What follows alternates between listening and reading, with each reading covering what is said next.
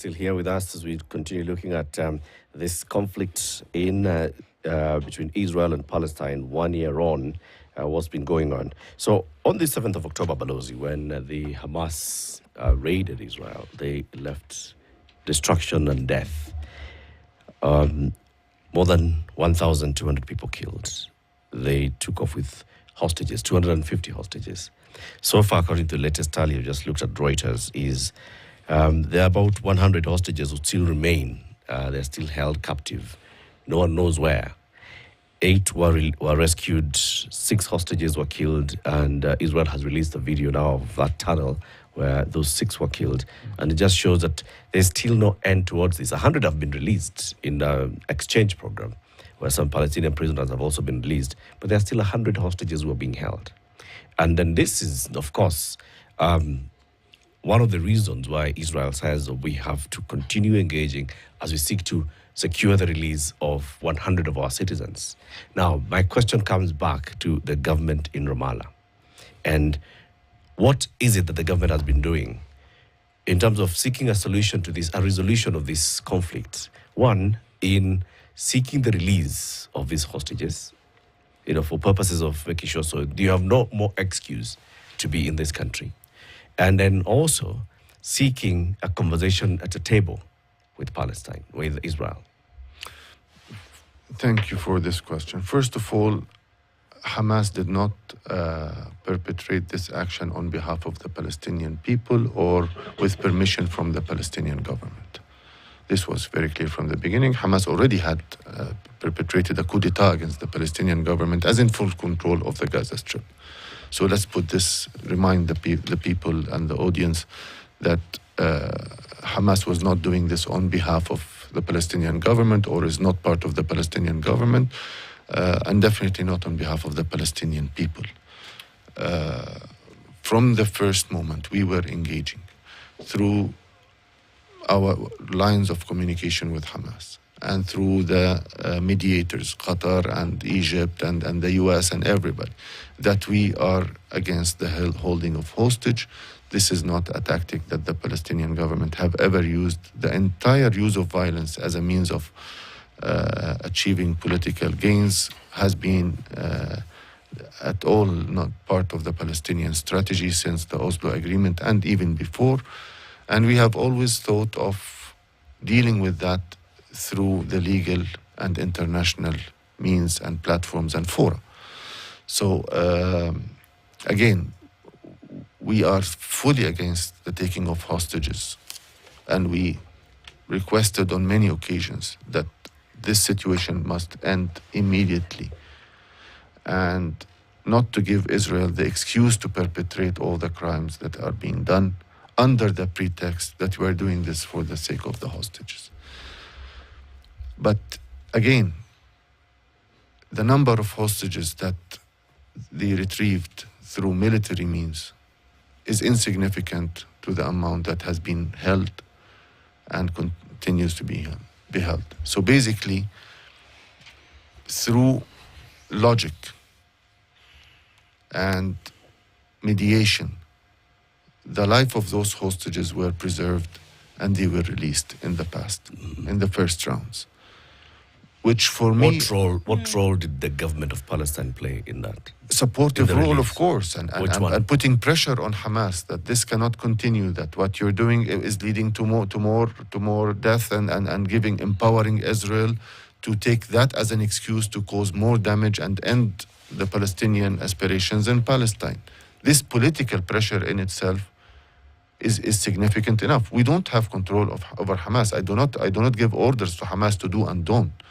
They do not take orders from the Palestinian government. But they're doing it on behalf of the Palestinian people and government. This is what they claim. Nobody has given them whatever.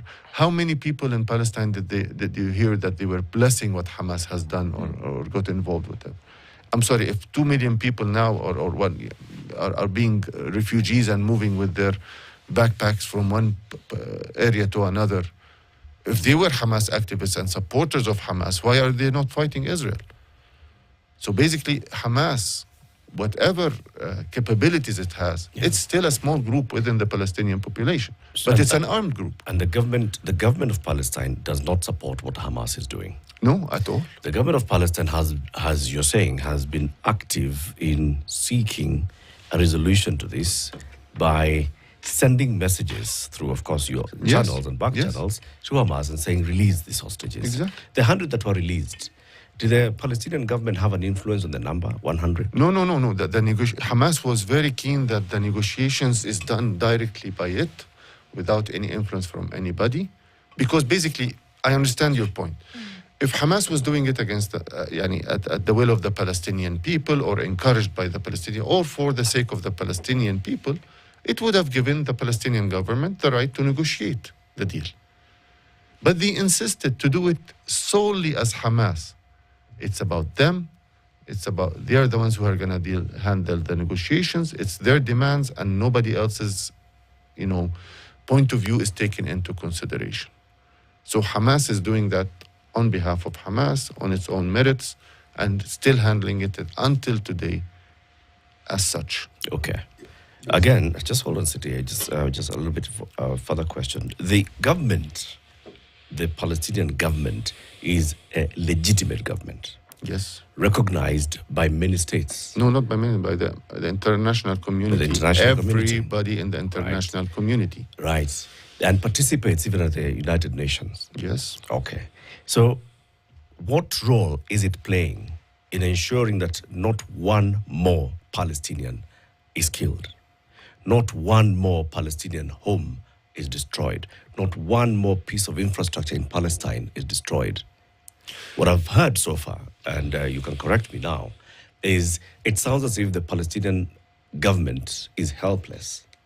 It is on calling on the international community to do something, asking the Israeli to stop its aggression, and asking Hamas to also release the prisoners and do something. What role is the legitimate government of Palestine playing? Thank you for this question. When you're dealing with right-wing extremist positions, in this case, we all agree that Hamas is an extremist group in a sense, okay? And also the Israeli government is equally extremist in its positions and almost fanatic. If I want to engage on the same playing field, it means I have to roll up my sleeve and play exactly the same death game and violence game to be able to gain influence and have a say in this. And this is exactly what the Palestinian government doesn't want to be involved in. We do not want to add more death, more violence into the mix. We have enough of it already. Okay, we have 40,000 armed men under the control of the Palestinian government in the West Bank. We are not involved in any military engagement or interaction with the occupier as such. It's an option, but why are we choosing not to? Because what Palestine and Israel need, and this conflict needs, is not more violence. Violence is coming from everywhere, and everybody is contributing apparently very generously to this mix. What we are trying to do is that our relationship with Israel is governed by international law, by Security Council resolutions, by the interaction of the international community. Our partners in the EU, as EU, its member states, the US, China, Russia, all the Arab countries, African states, all of this are part and parcel of this conflict, and they're partakers in how it is developing and what's happening about it. So now we are seeing, for example, a U-turn in the European position. Why is that U-turn taking place? Because of our engagement with our European partners, and we're telling them, see, this is what we have been warning from. Your disengagement from the process and leaving us to our fate with the Israelis, this is the outcome of it. You have to engage, you have to enforce the principles that exist in this world and a rule-based order, no impunity anymore. I'm sorry, Borrell, the high representative of the EU, okay, saying blatant violations of international law remains disregarded. If institutions such as the International Criminal Court are threatened, if the International Court of Justice rulings are totally ignored, then what is the solution and whom may we trust? This is the EU high representative saying. Yeah. Complaining that by abandoning the principles of international relations and international law, this immediately becomes the result. And this has been our positions over the past decades, not only years. So the strategy of diplomacy you're deploying with other international partners is to win the support of the international partners to intervene in this conflict. That sounds to be medium to long term. In the immediate term, what is the Palestinian government doing? Empowering them Immediately to stop more gates being erected in Palestinian neighborhoods. Empowering the mediators, Qatar, Egypt, and the United States to reach that agreement and to accept the outcomes of this mediation and support it. And we did not block anything of this sort. We are flexible. We're engaging in what is known as the day after arrangements. Okay, we're trying to be a positive contributing factor in what the design of the day after it's going to be. In the Gaza Strip, for example.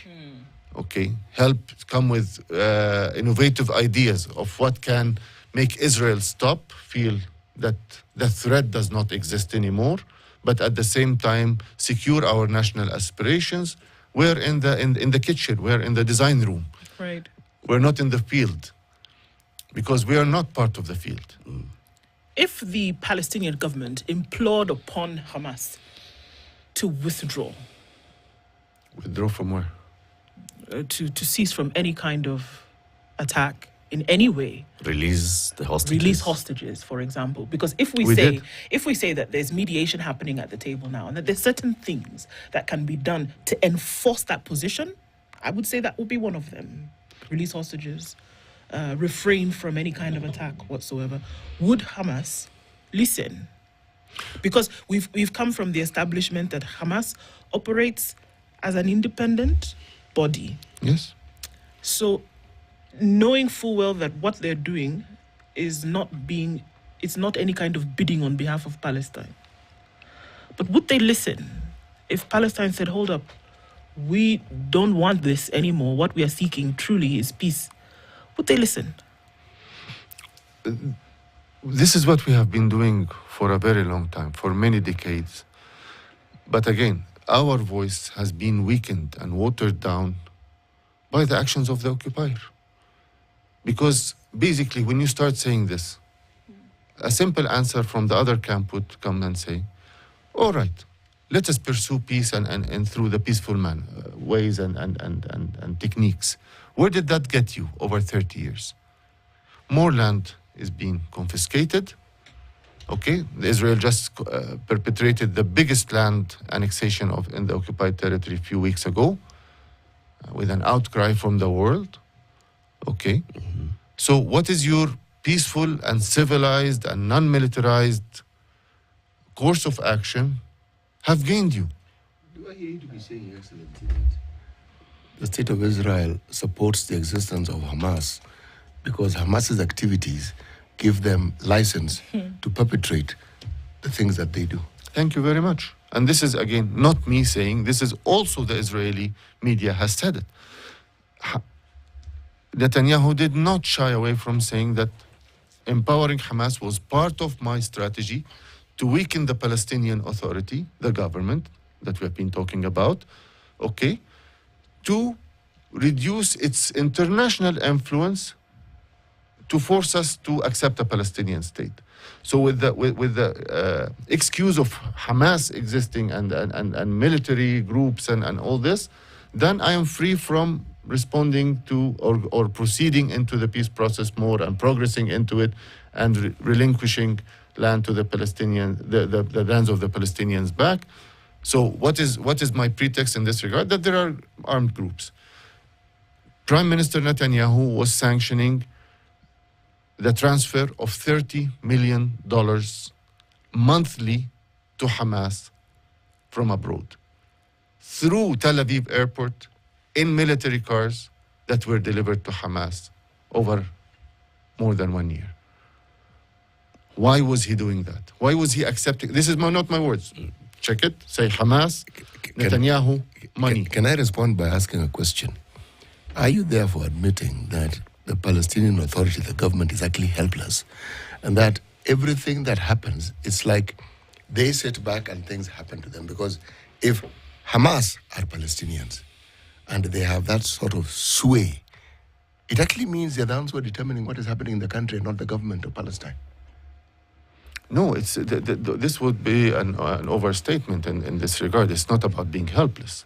I'm still controlling and many things, and my whole strategy is built on empowering the Palestinian people in Palestine, whether in the Gaza Strip or in the West Bank or East Jerusalem, to be not subject to the Israeli bullying and the ethnic cleansing, by having solid foundations of education in Palestine and schools and universities.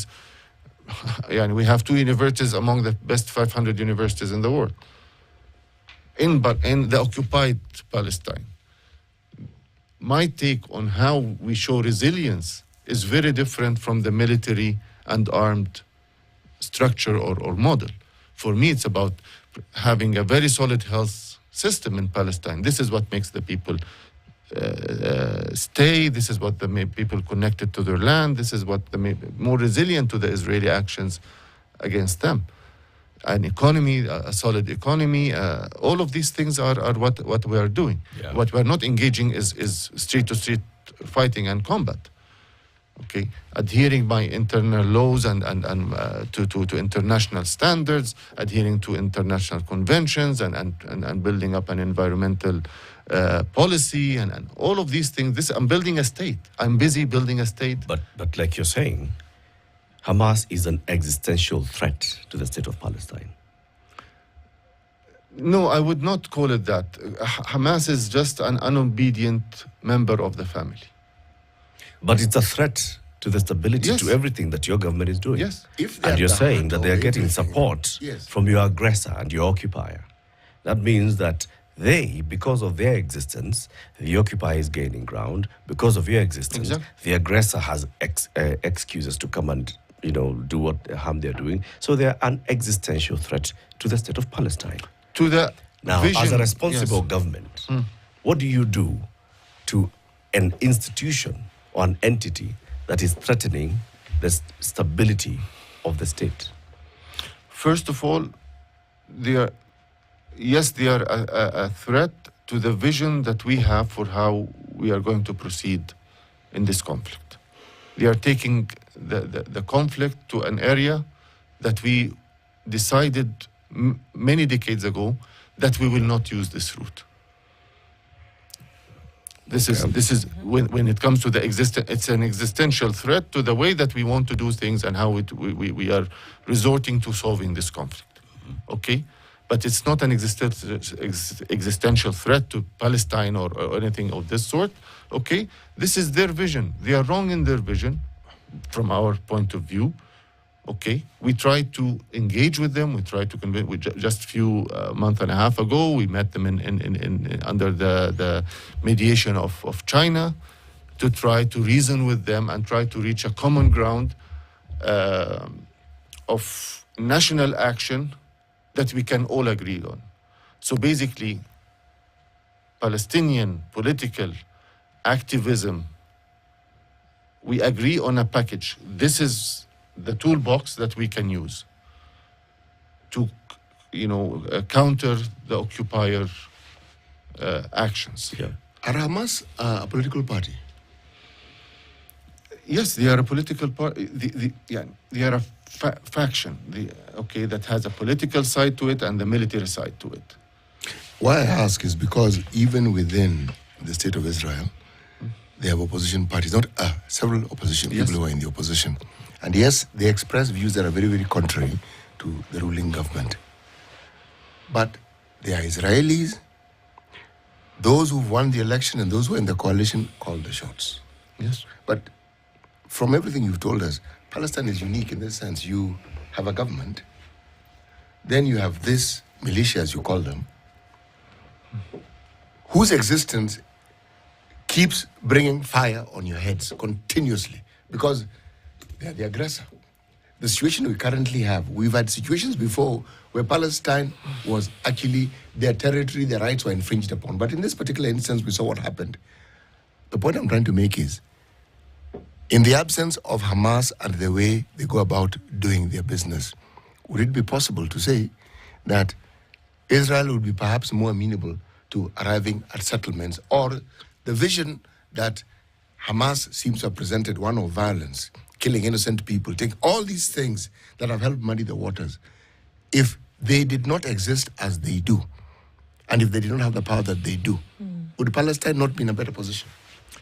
The answer, according to facts, is no. Why? Because Hamas did not exist in the dawn of time. Hamas came to existence, the entire existence, in 1987.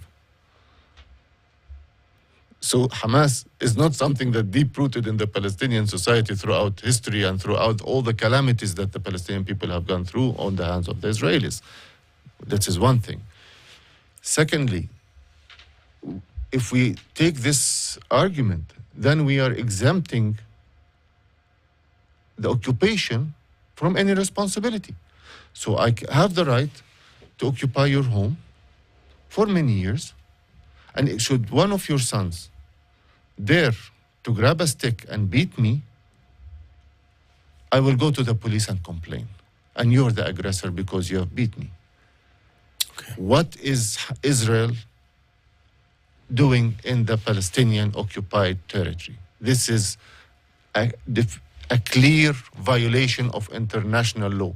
Any Israeli, not Jewish because we have Jewish population in Palestine, any Israeli that exists in the Palestinian territory without the consent, our consent, he's an aggressor and violator.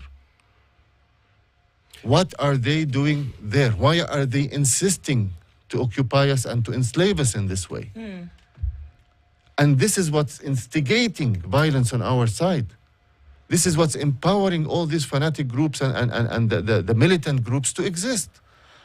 Whereas the business of war, I mean, the business of conflict is complicated, really is. But that it does seem that from both sides of a conflict at any point in time are able to bring about points to the table which, whether we want to admit it or not, are understandable on either side of the conflict. That you can say, okay, well, I can see that point. Do you think then that from the things that we've brought out this morning, that there will be an opportunity really for, number one, ceasefire, and number two, proper sit down at the table to say, where are we and can we bring this almost year-long resurgence of conflict to bed? Okay, the reaching a ceasefire is a Palestinian, and when I say Palestinian, I say all of Palestinians, government, non-government, population, everybody is for the ceasefire because, and these are, again, are not my words, these are the words of the EU, that hunger is being used in Palestine as a tool of war. There is famine in the Gaza Strip, happening over many months now. Okay, so the amount of violations and crimes that are being perpetrated in contradiction to international law and international humanitarian law is unprecedented in world history. Okay, the issue is, if ICJ rulings, the International Court of Justice rulings that came out a month and a half ago, that clearly stated any presence of Israel in the occupied Palestinian territory is illegal. All settlements that Israel has built on the occupied territory is illegal. Israel is under the obligation of immediately withdrawing from the Palestinian occupied territory and reimburse for the damage, repatriate for the damage that has been done as a result of their occupation to this territory. This is the International Court of Justice. Yep. This is not the Palestinians' wishes or aspirations, or this is what the law states. And Israel decides to ignore all of that. This is something that we knew. This is what the law says for many, many decades. But if my occupier is deciding to defy the law, to defy logic, to defy all peace calls, to defy his own allies' advice, What am I supposed to do? You're asking me, why are we helpless? Because I am facing a government that is not working according to any known logic to humankind or to any in international relations. If the opposition leader calls his prime minister a person without a soul, because how he is conducting this war and whatever, and how he's ignoring the need for a ceasefire and exchange of prisoners, okay? Because for him and his coalition members, the interest is not about the release only of whatever. It's about ending the Palestinian prospects in Palestine. Balozi, we want to thank you very much for joining us today. I mean, it's been a good conversation. Let's have you again soon to get updates on this, what's happening. His Excellency Hazem Shabat is the ambassador of the State of Palestine to Kenya. We've been talking about the Israel-Palestine conflict in Gaza, spreading now into the West Bank, and what's happening there. What will it take to have a ceasefire and to have lasting peace in our region? 9 a.m. All of you know